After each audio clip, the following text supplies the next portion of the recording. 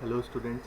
So in this lecture we are going to learn about the generations of operating system, and before this we have learned about the what is operating system, introduction of operating system, functions of operating system, and the components which are there in the operating system. So let us start with the generations of operating system. So operating system have evolved over the years, and their evolution through the years can be mapped using generations of operating system. And basically there are four generations of operating system. You can also see here that the first generation, second generation, third generation, and fourth generation. Each generation is divided. They are basically in the years कि कब से कब तक कौन सा generation use हुआ है. So let us see each generation one by one. So starting with the first generation, uh, let us see this. So the first generation was from 1945 to 1955. It nearly ends about 10 years, and they have used vacuum tubes and plug boards in first generation operating system. And digital computers were not constructed until the Second World War, and calculating engines with mechanical relays were built at that time. However, the mechanical relays were very slow and were later replaced with vacuum tubes. तो इसके पहले क्या होता था, जब second world war चल रहा था उस टाइम पे जितना भी सिस्टम्स होते थे वो सारे मैकेनिकल सिस्टम्स होते थे और इंजन्स होते थे. तो उसको मतलब सॉर्ट आउट करने के लिए क्या क्या किया गया, वैक्यूम ट्यूब की यूज़ से they have generated the first generation operating system. And these early computers were designed, built and maintained by a single group of people, and programming language were unknown and there was no operating system, so all the programming was done in machine language. So you can guess that how difficult it was to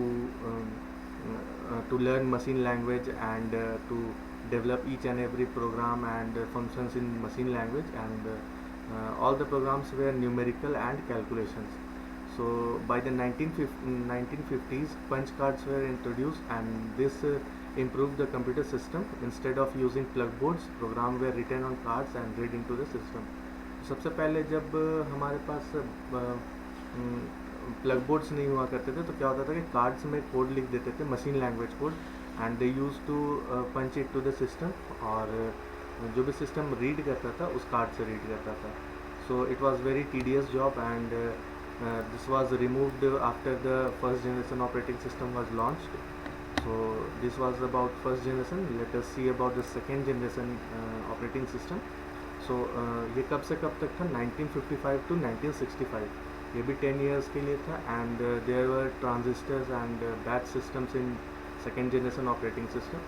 So transistors led to the development of the computer systems, and that could be manufactured and sold to paying customers, and these machines were known as mainframes and were locked in air conditioned computer rooms with staff to operate them. So ये अभी भी कहीं कहीं पे दिखता है, जैसे कि परम है द सुपर कंप्यूटर, वो क्या होता है, एयर कंडीशन रूम में उसे लॉक कर दिया गया है, और जो भी उसके फंक्शनैलिटीज़ को ऑपरेट करने के लिए ऑपरेटर्स होते हैं वे वहाँ उस लैब में खुद जाते हैं, or be no any other person are permitted to go inside that room or lab. So the batch system was introduced to reduce the wasted time in the computer, and a tray full of jobs were collected in input room and read into the magnetic tray. तो batch system का मतलब क्या होता है कि different types of job का हम एक बैच बना लेते हैं, और एक बार में सारे बैच को हम प्रोसेस करने के लिए पहले रख लेते हैं. उसके बाद जब से सिस्टम पे हमें सेंड करना आता है तो जितने भी इनपुट्स उस टाइम तक आते हैं वो सारा सिस्टम एक बैच में मैग्नेटिक टेप पे लोड कर देते हैं. After that the tape was rewound and mounted on a tape drive. So हम लोग टेप कैसेट देखे थे कि टेप पे जो भी डेटा होता था उसे वूंड करके हम टेप बनाते थे, मैग्नेटिक टेप या फिर tape drive, and then the batch operating system was loaded in which the read the first job from the tape and ran it, and the output was written on the second tape. After the whole batch was done, the input and output tapes were removed and the output tape was printed. तो एक बार input tape हम लोग use करते हैं, फिर next जब process होकर output tape पे वो रीड होता है फिर क्या करते हैं हम लोग, इनपुट टेप आउटपुट टेप दोनों को हटा देते हैं और जो भी आउटपुट टेप का डेटा होता है उसे हम प्रिंट करके बैच सिस्टम में प्रिंट कर देते हैं। तो ये था का functioning second generation operating system का। So let's see about the third generation operating system. So the third generation operating system ये 15 ईयर्स के लिए लास्ट किया था, 1965 to 1980s, and in this integrated circuits and multi programming were used. So अब दोनों क्या होता है, लेट अस सी। until 1960s, मतलब 60s से पहले क्या क्या हो रहा था, there were two types of computer system, that is scientific and the commercial computers. So these were combined by IBM in the system 360, and this used integrated circuits and provided a major price and performance advantage over the second generation system. तो second generation में क्या हुआ था, जब IC का introduce कराया गया था, तो IC इंट्रोड्यूस करने से वहाँ का उसका सेकेंड जनरेशन ऑपरेटिंग सिस्टम का जो भी परफॉर्मेंस था that has increase up to a next level. And third generation operating system also introduce multi programming. तो इस पर क्या हुआ था कि at a single time more than one program का इस पर यूज़ कराया गया था। तो मल्टी प्रोग्रामिंग का कॉन्सेप्ट इस पर इम्प्लीमेंट हुआ, and this mean that the processor was not idle while a job was completing its IO operation. इसका मतलब ये है कि अगर आपके पास एक एग्जांपल हम लेके जैसे हम लोग देख लेते हैं, एक सिस्टम है A, एक सिस्टम है B, and third system is C। So let us assume that the first system, अभी ये इनपुट हो रहा है, इसका जो भी डेटा है वो इनपुट प्रोसेस में। अब ये जहाँ पे ये ब्लॉक डायग्राम पहले हम बना लेते हैं, input process and then output, ये तीन चीज़ होता है हमारे लिए कभी भी कंप्यूटर सिस्टम में। तो अगर A का डेटा यहाँ पे आ गया इनपुट पे, तो अभी इनपुट जैसे कंप्लीट होता है तो ये क्या होता है, स्विच हो जाता है प्रोसेसिंग में। तो अभी A प्रोसेस में, तो अभी मेरे पास इनपुट और आउटपुट ब्लैंक है। तो क्या होता है कि हम ब्लैंक नहीं रख के हम क्या करते हैं कि जो B है उसको हम इनपुट पर ले आते हैं, ताकि जो भी मेरा इनपुट है उस पर B है, आउटपुट पे A है। अब क्या होगा, जब इसका प्रोसेस हो जाएगा तो A शिफ्ट हो जाएगा आउटपुट पे, B शिफ्ट हो जाएगा प्रोसेस पे, और फिर से मेरे पास C ब्लैंक, मेरे पास इनपुट ब्लैंक हो गया। Then what we will do, we again bring C to the input. So now C, B and A। तो यहाँ पे क्या हुआ, मल्टी प्रोग्रामिंग के थ्रू मेरा सिस्टम कभी भी ब्लैंक नहीं जा रहा है या फिर कभी भी आइडल नहीं बैठ रहा है, वेस्ट नहीं हो रहा टाइम का। तो ये this was the concept of third generation computer, and another job was schedule on the processor so that its time would not be wasted. तो यही अभी हम लोग देखें।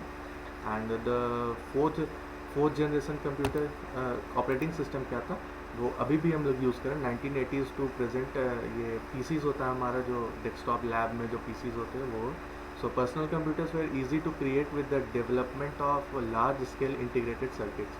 तो हम लोग सुने हैं कि ICs होते हैं, तो जितने भी हमारा CPU होता है उसमें हम अगर कभी खोल के देखें तो बहुत सारे इंटीग्रेटेड सर्किट्स होते हैं। So these were chips containing thousands of transistors on a square centimeter of silicon, and because of this microcomputers were much cheaper than mini computers, and that made it possible for a single individual to own one of them. So इसके चलते मेरा cost reduce हो गया और देखते देखते सभी के पास एक अपना पर्सनल एक कंप्यूटर हो गया। पहले होता था कि किसी एक लैब में एक कंप्यूटर है, अभी क्या होता है कि PCs हर एक most of the people are using their own personal computers. And the advent of personal computers also lead to the growth of networks, and this created network operating systems and distributed operating system. So what are the network operating system and distributed operating system? We will study this in the next lecture in the topic types of operating system. And the user were aware of a network while using a network operating system, and could log into remote machines and copy files from one machine to another. So इस पे क्या होने लगा कि PC में अगर हम किसी एक प्लेस पे बैठे हैं, दूसरे प्लेस पे किसी का दूसरे का सिस्टम है, तो I can share data from my system to another system with the help of network. So ये वाला एडवांटेज था पर्सनल कंप्यूटर्स में। और तो इसके एडवांटेजेस दो क्या है, ये प्राइस को रिड्यूस कर दिया और डेटा शेयरिंग बहुत ईजी हो गया।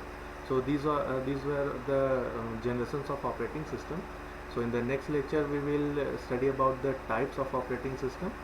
सो टिल देन, थैंक यू।